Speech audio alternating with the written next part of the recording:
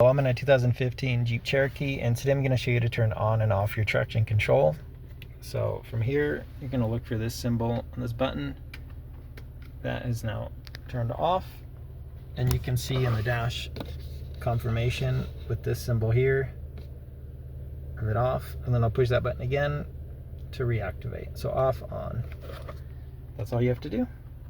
Typically you want it on all the time. You normally turn it off if you're like, say, maybe towing something, or you're on some like real loose gravel or icy conditions where you don't want that to interfere, like potentially you're trying to get a car unstuck. But that's it. And if this isn't working properly, first I would go through and check the fuses, make sure nothing's burnt out. That's would control this mechanism for this button. But otherwise, I hope this was helpful, and I hope you have a wonderful rest of your day.